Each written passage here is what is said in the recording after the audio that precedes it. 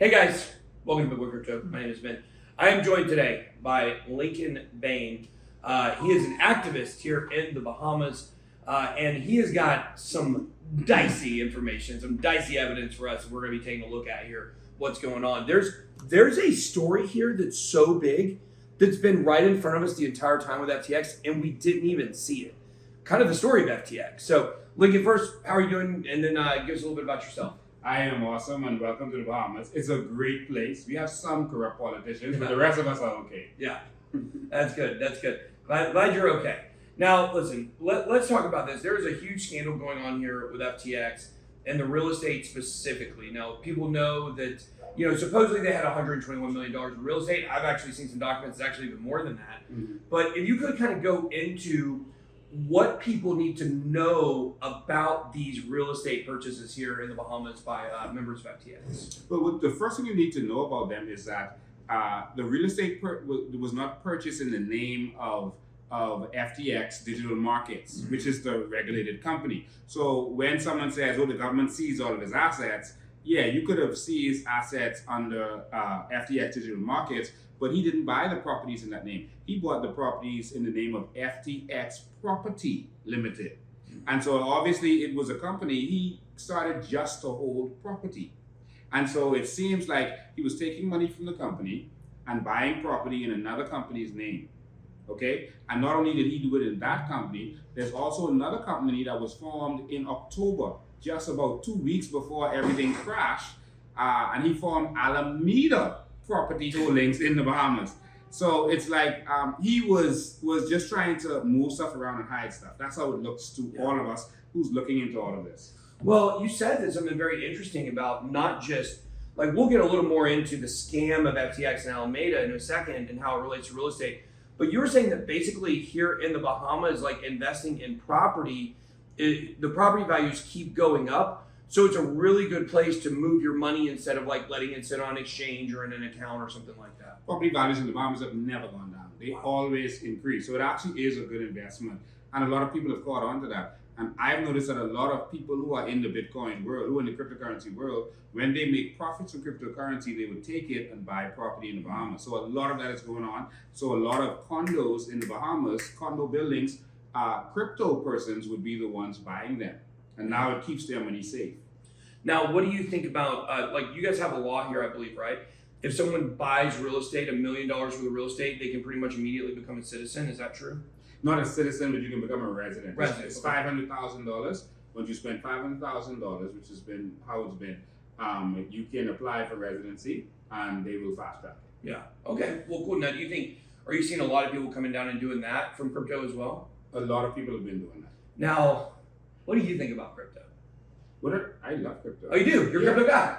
Hell yeah. Love it, okay? Because you're an activist, you're freedom, you understand, what this is all about. Yeah, of course. Now, the thing is with Bahamians, we have restrictions on us where we're not allowed to do anything really, and I shouldn't say it that way, but we can't freely invest outside of the country. We can't freely get investment money to do business from outside of the country. It's all kinds of restrictions. And so the big story is they're trying to make the Bahamas a crypto hub. But the problem is Bahamians aren't allowed to freely use crypto. Yeah. All right? You have to find some backdoor way to do it. So it's just like Bahamians can't go in the casino and gamble, which is ridiculous. Really? Yeah. So if we go to the casino tonight, you can go in there, you can gamble, but I have to stand up in my arms fold and let you gamble. Yeah. If I sit at the table and try to gamble, I go to jail for being a Bahamian gambling. That's the law. That is insane. Look around in the casino, you won't see any Bahamians gambling. What is now this? We can deal. Is this a religious, No, it's not. Like, what is If it was religious, then we wouldn't let you gamble. No, you can let me go to hell, just not you. Yeah. Yeah, religion is crazy like that. But no, it's just a kind of apartheid-like law that we still have in this country, where Bahamians are restricted. And so we're going to fight to change that. Yeah. I ran for prime minister, but we normally say president because we're going to go republic and get from under the queen, but now it's a king. So we're going to change all of this. We're going to change it so that Bahamians are now empowered in our country. So you have a crypto hub, and Bahamians can't participate. Yeah. That is ridiculous. And have our politicians standing up in front of the world and bragging about us being a crypto hub. But if we try to use our bank card, we're going to get refused. Yeah. And it's ridiculous. So this is what we are going to fight for. I love this. I mean, this is great. I mean, this is what crypto is all about. I think. Now, let me ask you this, because we've been at the casino. I have been gambling. We've been at the casino. You sinner. I know. So we were hanging out with some people, and we went around to some different places. And I got some new sunglasses. So I went to the sunglasses place because one of my lenses and one of my glasses broke. Got some new sunglasses, and I said, there were 4 ladies in there. They were nice. People that worked there, and I said, what do y'all think about crypto? And they're like, do you think this FTX thing has put a bad look on crypto from the average Bahamian's point of view?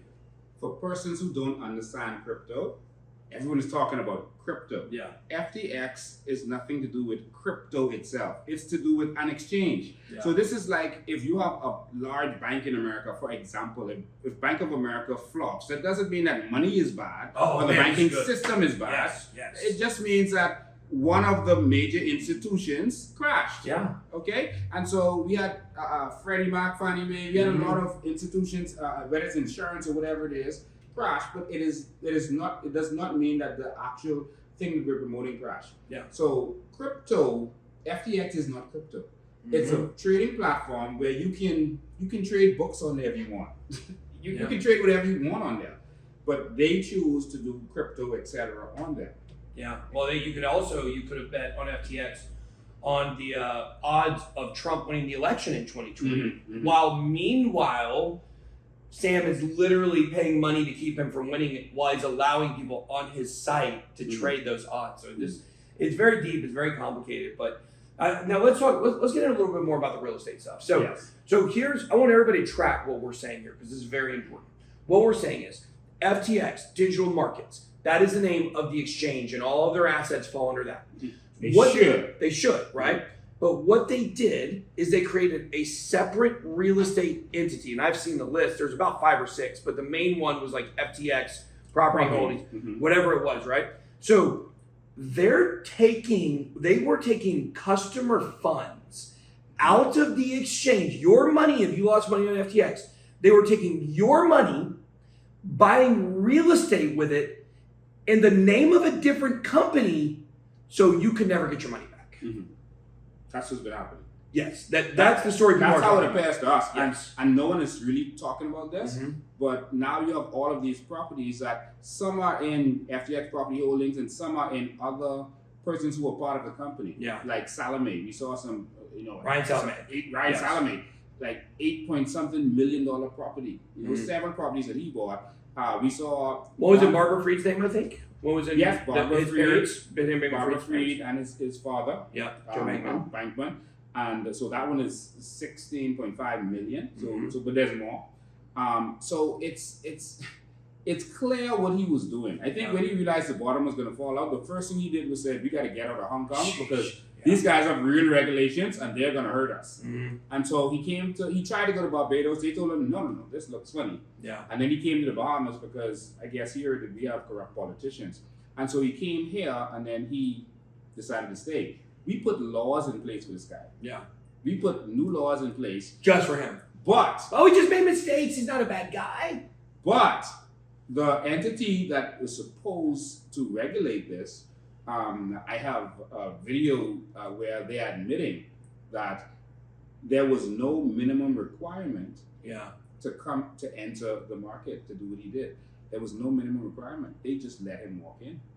All he had to do was fill out a form, basically. Wow. And there was also no minimum capital requirement.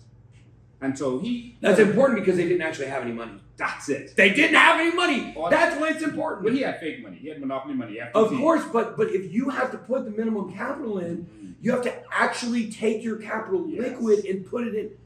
This is big, guys. I hope you guys understand. Well, this is a breaking story here. Nobody else knows this information. No. Except for us. Yeah. He didn't even give it to the mainstream media. Why? Because you can't trust him. Who trusts the media? Yeah. Listen. So she also admitted that they were allowed to self-govern themselves and determine how much assets they needed. Yeah. This led to all of this. Yeah. And so he came here, he got let right in, and let me tell you the part, and the reason why this needs to be adjudicated Yeah. in America instead of here. One is because there's so much politicians involved with all of this. There's this corruption wrapped all around, and we can get to that if you want to. If he is tried here under our Dare Act, he's going to get a fine, maybe $30,000 to $100,000, and that's going to be it. Wow. And so, of course, he wants to stay here, and then he would have already done his time. Yeah. Well, that's what we're kind of hearing is that people are wanting him, like he's wanting to stay here and face here instead of going over to America. Mm-hmm. Now we're about to hear, by the time this publishes, people already know, but we're about to hear from the Bahamian government, from Attorney General. What do you think they're going to say? What do you think the government's position is on SBF? The government came out and made some excuses. When the Prime Minister spoke, he spoke in the House of Assembly, and we were curious about that because you have immunity about anything you say in the House of Assembly. Oh, wow. So it feels like he's trying to hide something because he chose to speak there and not at a press conference. And after we pointed that out, now he's sending the Attorney General to speak at this press conference, but he is not doing the speaking. Yeah. And so we feel, and the Prime Minister came out and he made an excuse. He said, FTX has one company regulated in the Bahamas. But that's a bait and switch. Yeah. Because, it wasn't about that one company. He was hiding the assets in other companies. Yeah. And he started to make excuses like, many cryptocurrency companies have failed, recently. But that's nothing to do with this guy that actually committed fraud and stole billions of dollars. So why would you even bring that up? Yeah. It's like you're trying to defend the situation. And he went on to describe that Facebook and other companies were releasing people, letting people go. And it's like, what does it have to do with what Bankman-Fried did? So he's defending. Yeah. They also put a guilt trip on the Bahamian people. He said you have to tread carefully, watch what you say. And they're trying to put a guilt trip on us as if we should hide this and not say anything and we should just defend the country. But many of us are tired of the corruption. We're not defending wrongdoing. Yeah. We're not defending Absolutely not. It reminds me of when the Catholic priests used to rape the Absolutely. boys. Yeah. And nothing came out until, a little boy came out and decided to kill a Catholic priest. And then they were wondering, like, why would someone do this to a priest? And then when they looked into the story, it's like, oh, that's what happened. Hundreds of little boys. And they kept covering it up, and that's what our government is asking us to do. Cover this up. Not speak about it. Not say anything negative because they believe it would hurt us. What I believe would hurt us is if the world sees that our government does wrong and we do nothing about it. Mm. That means that we are corrupt as a people. Implicit. Yes. Yeah. And that's where we would go wrong. I believe if someone did wrong, deal with it, do what you have to do, let the chips fall where they may, and let's move on and get our reputation back. Yeah. You see, we have documents to show that those companies, that there are persons connected to political parties that actually have shares in these companies. Wow. Connected to the governing party. Sheesh. And so we see all this cover up. The government didn't open their mouth and speak for over a week after this whole thing. When did they come out and make the first statement? I think this happened on the 11th. Yeah. And they came out the next week, I think, and that was like a Friday. Yeah. They didn't come out until the next week, maybe Thursday, to say anything. Yeah. Well, let me ask you this. Have you been watching what we've been doing down here? Yes, I what do you think about what we've been doing down here? Has anybody else done anything like this down here? Other people tried, no one else got in. Yeah. You guys got in. Yeah, we did. You deserve credit for that. Well, thank you. Man. You got in. Thank you. And so other people tried to get in, but they didn't get in. Yeah. And I think what you're doing needs to happen because the truth is, we don't even really know if he's there. Well, we saw some curtain movement, but I didn't see a big afro on his head poking out. So yeah, so we don't know, and someone needs to find out. Up to the last time I heard from the Commissioner of Police, who's the top lawman in Bahamas, he said that they have not spoken to him and they've not interviewed him. All right. Now they say the Securities Commission has done so, but the Securities Commission again is a company that allowed all of this to happen through their lax laws and their lax policies to make it happen. And the biggest problem is now the same police that you're asking to lock this fella up because there's accusations of fraud, money laundering, all this kind of stuff. That comes under the police. Yeah. So for police to say that they're waiting for the Securities Commission to do something, that is ridiculous. So here's the problem. If someone comes to town with money that he's laundering and buys tablets and gives it to the police also receive Selling goods. Selling funds. Stuff about some funds, Yeah, the profits of crime. And so how can they now arrest him when the commissioner of police accepted this? Yeah. Well, we went, it's interesting. We went to the FTX headquarters today. Mm-hmm. And of course they wouldn't let us in. It was on their little FTX golf cart. But there's a baseball field and a soccer field right next to the headquarters. So have you been there before? Yes, of course. So you know where this field is? Mm-hmm. Okay, so we went to the field and we were just kind of walking on the fence line and we were taking videos and we were talking, well, of course I want to jump over the fence, but security won't let me. So he said, no.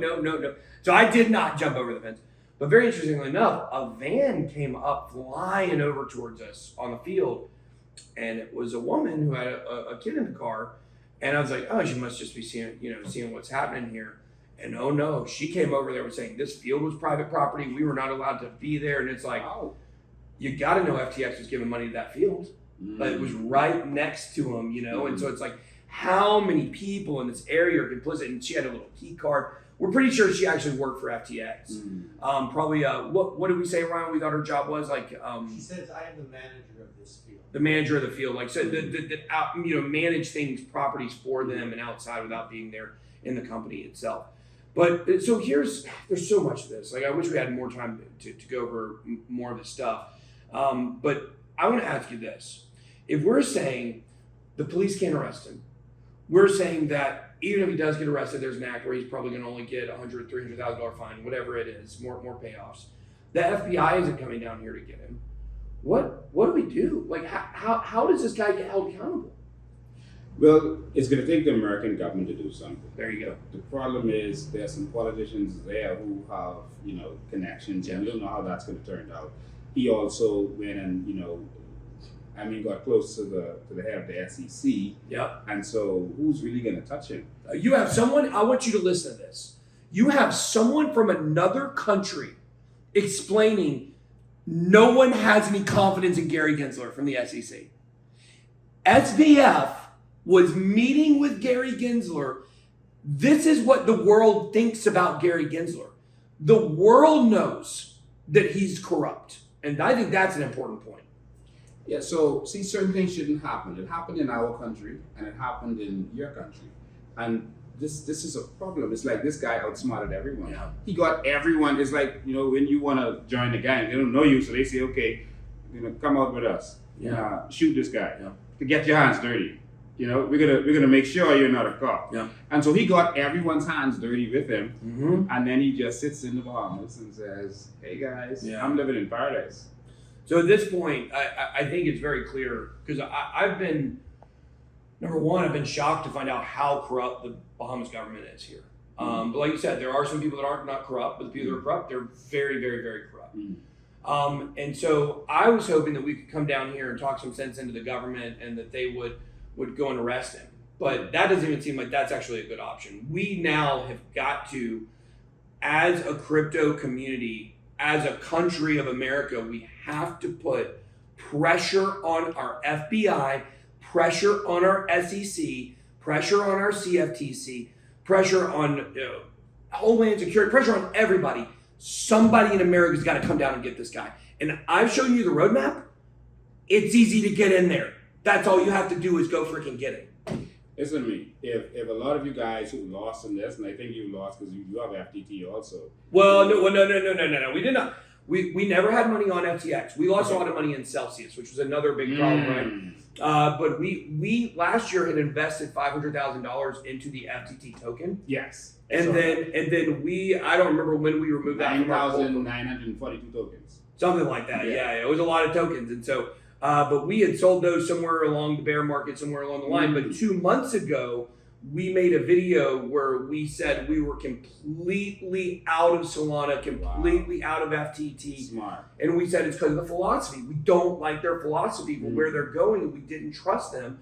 People made fun of us. Well, it's still a great investment, But now look. So yes, we were very bullish on FTT last year as a token. Never used the exchange. We'd actually bought it on KuCoin.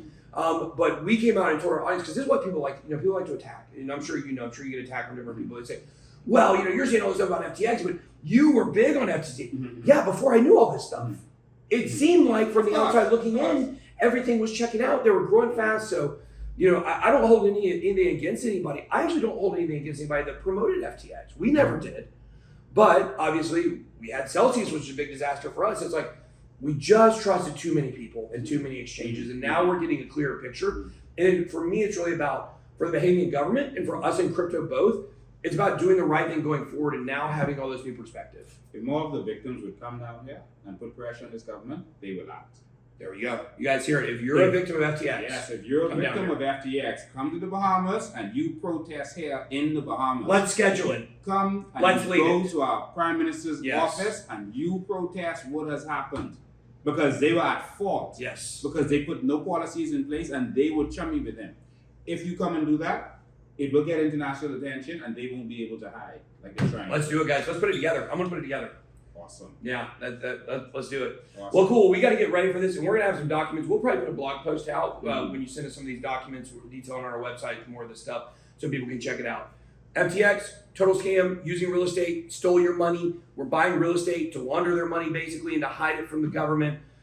This guy's got to go down. Man, it was so nice talking to you. This was awesome, Lincoln. So, guys, let's get it. That's all I got. Be blessed. BitBoy out.